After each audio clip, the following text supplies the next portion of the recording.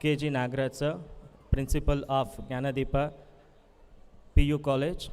I request you to address the gathering, sir.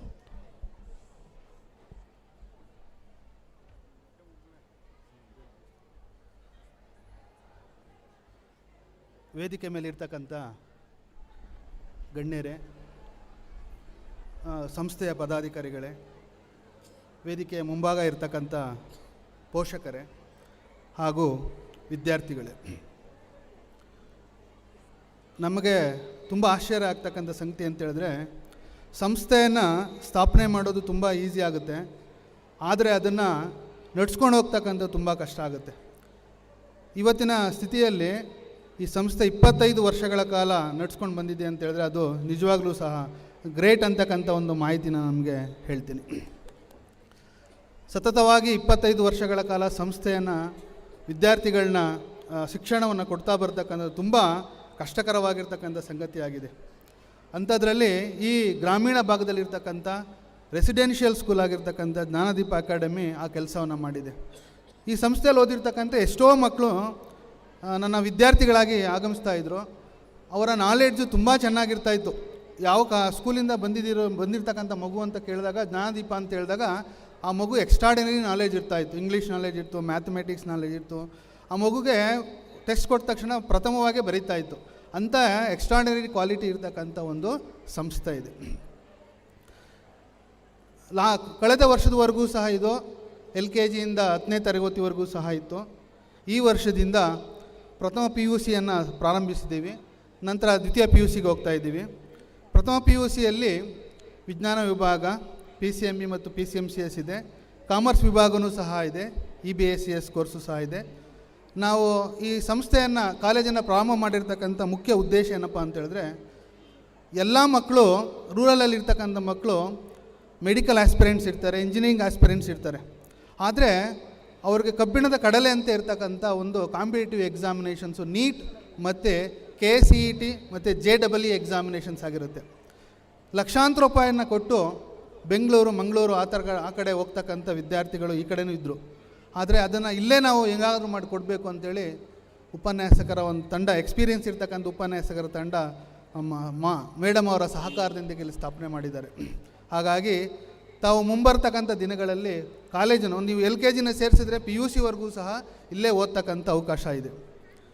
ನಾನು ಪೋಷಕರಿಗೆ ಒಂದು ಮಾತನ್ನು ಹೇಳಲಿಕ್ಕೆ ಈ ಸಂದರ್ಭದಲ್ಲಿ ಇಷ್ಟಪಡ್ತೀನಿ. ರೈತಾಪಿ ವರ್ಗದ ಕುಟುಂಬದವರು ಇಲ್ಲಿ ಜಾಸ್ತಿ ಇರ್ತಕ್ಕಂಥವ್ರು.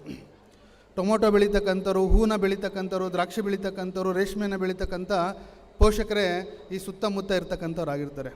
ಬೆಳಗ್ಗೆ 4 ಗಂಟೆಗೆ ಎದ್ದೇಳ್ತಾರೆ, ಹೋಗ್ತಾರೆ, ಚೆನ್ನಾಗಿದೆಯಾ ಬೆಳೆ ಅಂತ ನೋಡ್ತಾರೆ, ಔಷಧಿ ಸಿಂಪಡಣೆ ಮಾಡಬೇಕು ಅಂದರೆ ಮಾಡ್ತಾರೆ, ಕಳೆ ಕೀಳಬೇಕು ಅಂದರೆ ಕೀಳ್ತಾರೆ. ಪ್ರತಿಯೊಂದನ್ನು ಅಚ್ಚುಕಟ್ಟಾಗಿ ಮಾಡ್ತಕ್ಕಂಥ ರೈತ ವರ್ಗ ಬೆಂಗಳೂರು ಗ್ರಾಮಾಂತರ, ಚಿಕ್ಕಬಳ್ಳಾಪುರ, ಈ ಕಡೆ ಕೋಲಾರ ಎಲ್ಲ ಇರ್ತಕ್ಕಂಥವ್ರು.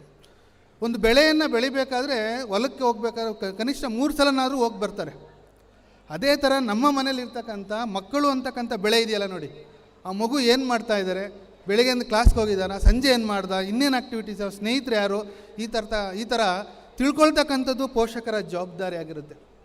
ಯಾಕೆಂತೇಳಿದ್ರೆ ಶಿಕ್ಷಣ ಸಂಸ್ಥೆ ಗುರುಗಳೇ ಅಷ್ಟೇ ಮಕ್ಕಳನ್ನು ಬೆಳೆಸೋಕ್ಕಾಗೋದಿಲ್ಲ.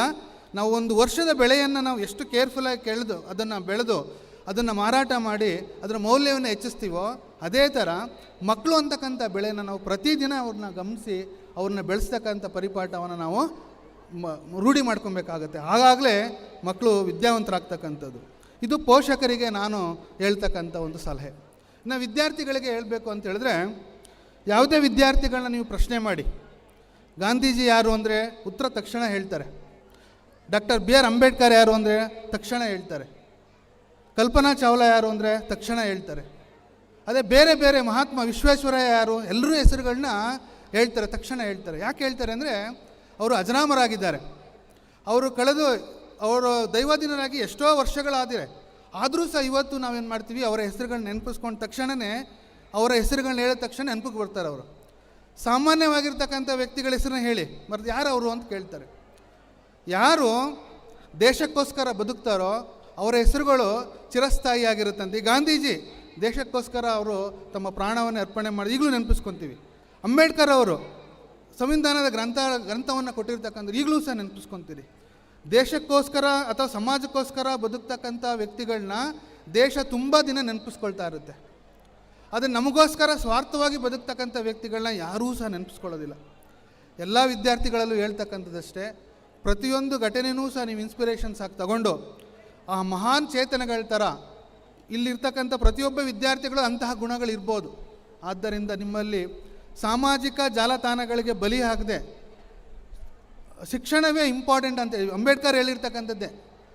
ಶಿಕ್ಷಣ ಅಂತಕ್ಕಂಥದ್ದು ಇಟ್ಸ್ ಎ ಗುಡ್ ವೆಪನ್ ಅಂತ ಹೇಳ್ತಾರೆ. ಸೊ ಹಾಗಾಗಿ ಎಲ್ಲರೂ ಶಿಕ್ಷಿತರಾಗಿರಿ, ಸುಶಿಕ್ಷಿತರಾಗಿರಿ ಅಂತ ಹೇಳ್ತಾ ಈ ಸಂದರ್ಭಕ್ಕೆ ಅವಕಾಶ ಕೊಟ್ಟಿರ್ತಕ್ಕಂಥ ಮ್ಯಾನೇಜ್ಮೆಂಟ್ಗೆ ಧನ್ಯವಾದಗಳನ್ನ ಅರ್ಪಿಸ್ತೀನಿ.